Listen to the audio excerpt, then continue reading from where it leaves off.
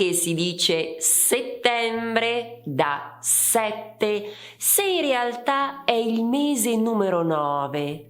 E perché luglio assomiglia così tanto a Giulio?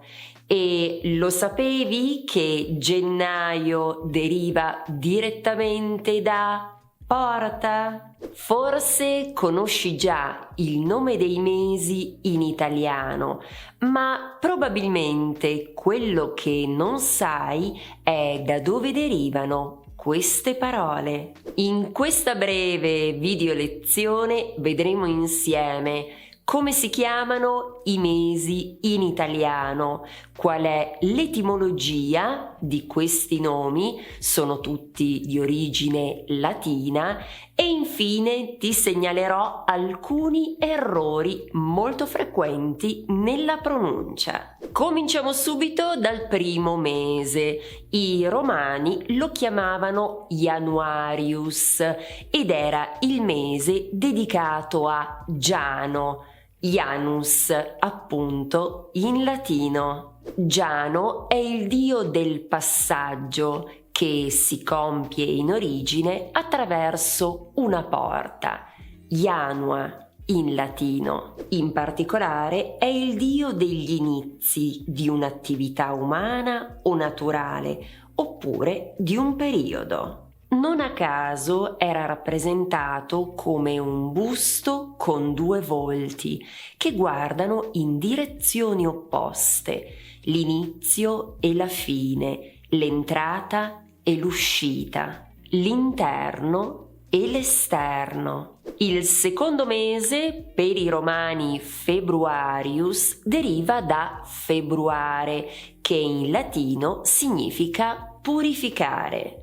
Nella seconda metà di febbraio ricorrevano le feste dei Lupercali, in cui si svolgevano solenni sacrifici di purificazione. Il terzo mese è dedicato a Marte, dio della guerra, e forse non sai che proprio a marzo iniziava il primo calendario romano, quello istituito da Romolo, e questo è molto importante per comprendere il perché del nome degli ultimi mesi dell'anno. Ed eccoci giunti ad aprile. Secondo alcuni questo mese deriva dal termine afros, che in greco significa spuma, dalla quale, secondo la leggenda, era nata Afrodite, ovvero corrisponde alla Venere dei Romani,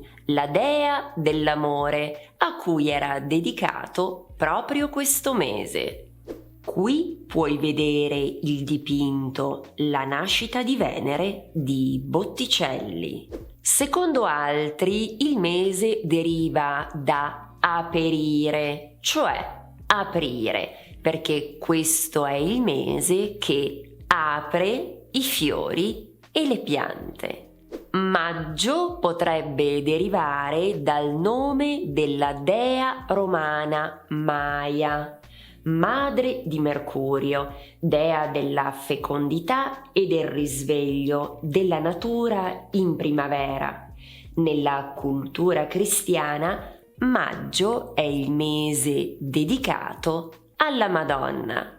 Il mese di giugno prende il nome da Giunone, moglie di Giove, cui era dedicato. Giugno è anche detto mese del sole perché il 21 c'è il solstizio d'estate e c'è la durata massima di luce in un giorno. Stai imparando qualcosa di nuovo? Se sì, ti invito ad iscriverti a questo canale e ricorda, attiva anche la campanella, così riceverai una notifica ogni volta che una nuova video lezione è disponibile. E quale mese viene dopo giugno?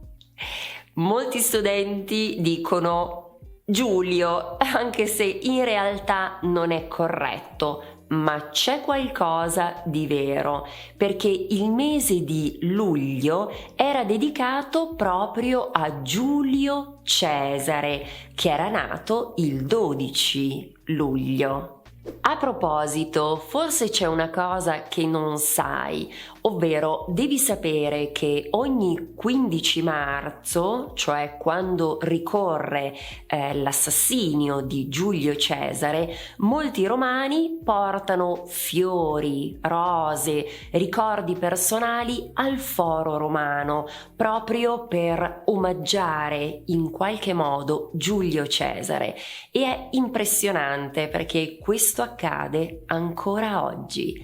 Lo sapevi? Ti chiedo di dirmelo qui sotto nei commenti. Augustus era il mese dedicato a Cesare Ottaviano Augusto, ovvero al primo imperatore romano, nonché figlio adottivo di Cesare.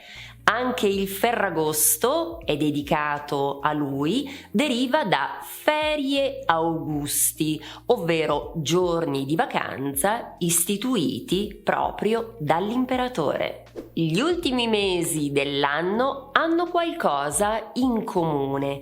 Cominciamo da settembre, che deriva da September. Nel primitivo calendario romano era quindi il settimo mese, deriva infatti da septem, cioè dal numero 7. Analogamente, ottobre, novembre e dicembre derivano rispettivamente dal numero 8, 9 e 10, perché questa era proprio la posizione dei mesi nel primo calendario romano, prima appunto della riforma giuliana. A questo punto ho una domanda per te. In quale mese sei nato o nata? Io sono nata a gennaio, per precisione il 18. Ti chiedo di dirmi quando è il tuo compleanno qui sotto nei commenti. E ricorda che se vuoi ricevere una, ma probabilmente 2 video lezioni in settimana direttamente nella tua casella di posta elettronica, ti puoi iscrivere alla mia newsletter. Lo puoi fare gratuitamente sul mio sito elisabettamaccani.com. Trasforma il tuo sogno italiano in realtà. Grazie dell'attenzione, ci vediamo la prossima volta, sempre su Italiano con Eli.